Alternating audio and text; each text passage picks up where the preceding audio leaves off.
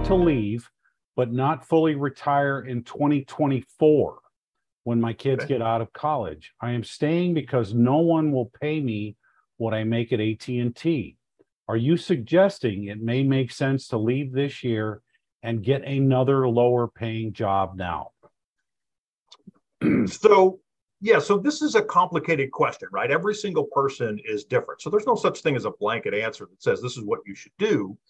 But if you're in a position to have your retirement correlated to an anchoring event that I talked a little bit about earlier, college is over with, the house is paid for, the wife is going to retire at the same time, or your spouse, or whatever. These are called anchoring events, okay?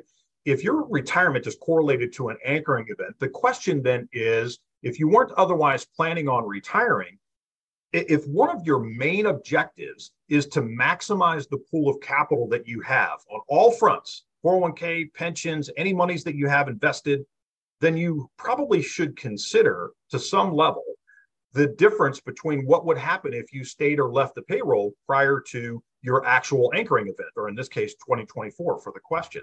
So if it makes sense, you might consider leaving AT&T to maximize the pool of capital in your pension.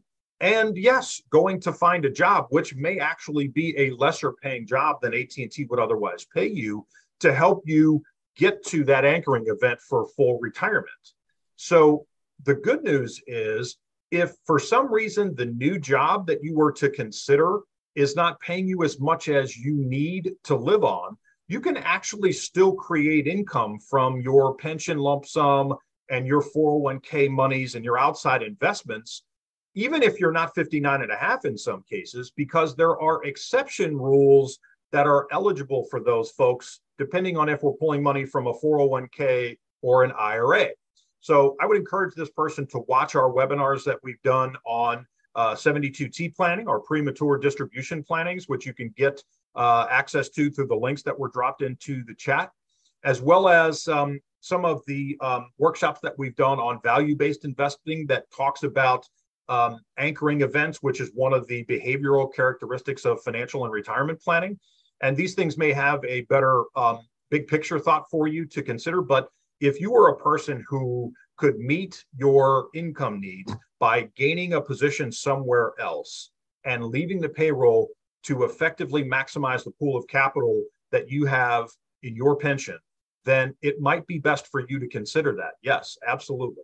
And one of the main things we can do to help provide that data, if you will, is a comparison between staying or leaving by running a cash flow analysis. So if you hadn't already done that, that would be my main recommendation, is to run a cash flow on the difference to understand if that's good or not good for you to do.